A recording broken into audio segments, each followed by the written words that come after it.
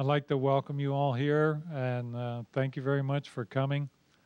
Uh, Unfortunately, I don't see Gary Trihorn. He's one of the guys that I was hoping to would introduce me, but in his absence, I'll lead off with a couple of comments. We owe what we do to a landlady in Clearwater, Florida, who in 1932 had 75-year-old tenants that she got to go out and play softball. And that formed a group called the Kids and Cubs. You had to be 75 and over to play. You had to wear a uniform that had long white pants, long sleeve shirts, and little bow ties, black bow ties. That was the uniform, and a baseball hat. And that led to a situation where when I was 50 in 1985, we went to 4 tournaments. Basically, Denny Treaster and some of his playmates in Sacramento, as I understand it, he formed a team that went to Florida and competed with the Kids and Cubs, and on a home-and-home basis. And then he sent applications or sent letters to the park and recreation people in Northern California. I know he got a bite in Chico and Turlock and Sacramento and Redwood City because those were the 4 tournaments who in 1985 we went to. In 1989, when we were having the 4th of July tournament in Redwood City, Bob Mitchell asked me to create a bylaws. He gave me an ASA rule book and told me he needed a bylaws and a rule book for the World Series of Senior Softball, which was about to start in 1989 in Greensboro, North Carolina. So I had a Morrow computer with a CP/M operating system at that time, and I used it to the word processor to write up the laws and the bylaws. And I got to looking at the bylaws and the rule book at the end of the year after Redwood City won the thing, by the way, in Greensboro. The first 50 and over tournament. And there were some parts of the bylaws that belonged in the rule book and some in the rule book that belonged in the bylaws. And the rules in the rule book were out of sequence in terms of putting first things first and where you'd expect to find it first and so forth. So I put them in the proper order and submitted it to Bob Mitchell. He took it to the board, and they adopted it word for word and praised him for the fine job he had done. And he awarded me 3 years of subscription to his paper.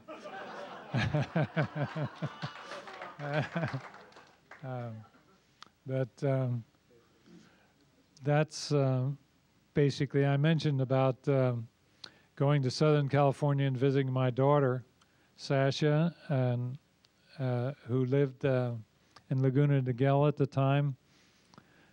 She was going to Saddleback Church, and Rick Warren was one of the speakers at the church that day, and he was talking about setting goals, how he dreamed an impossible dream when that led to the formation of the Saddleback Church.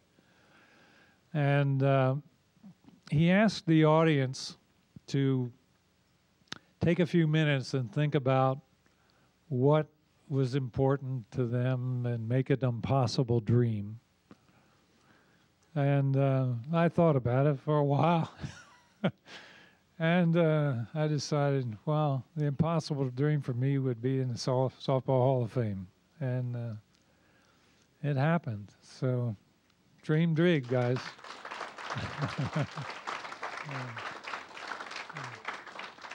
Art Jones, if you would do your shtick.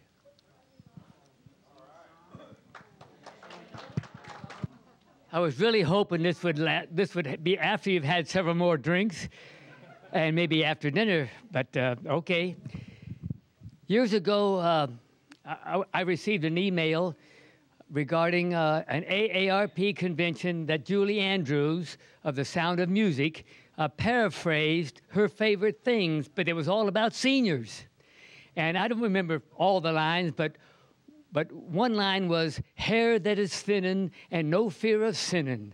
And that motivated me to write a senior softball song.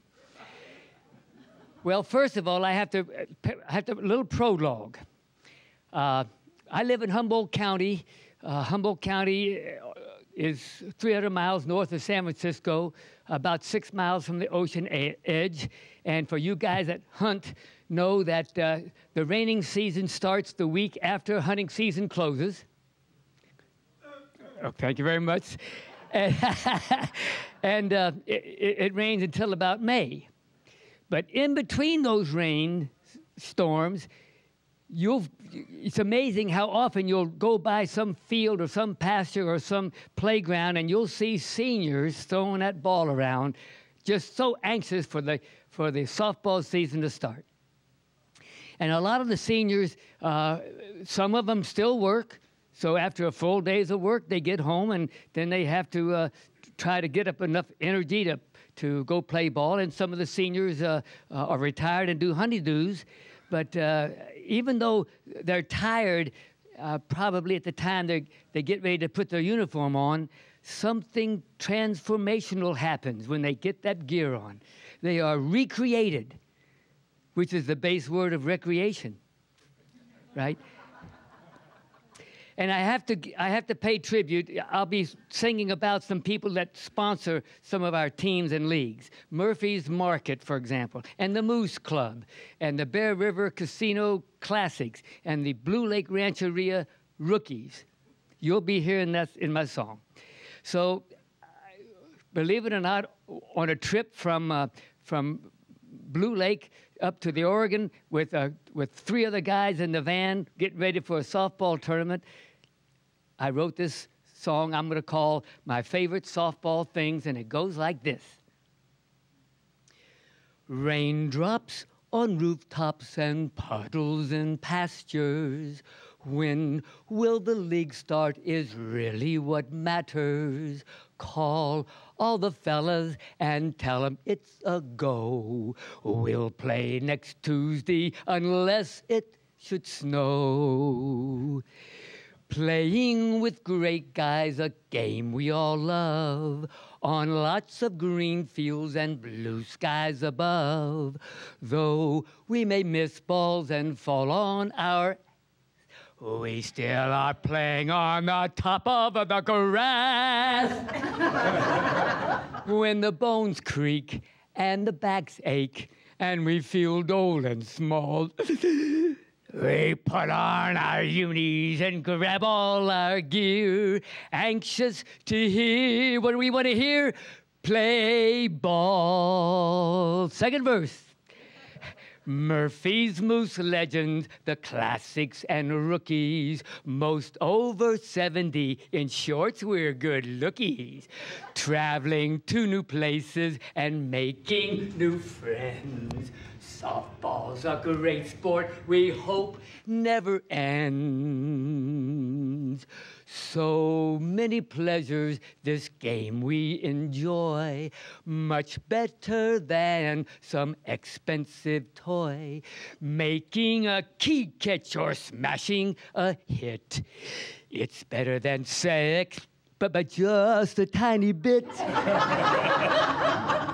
Staying active, staying healthy, staying youthful, our quest.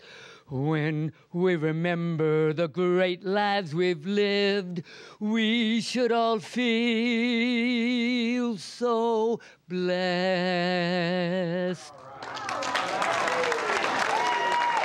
Hey, Dad.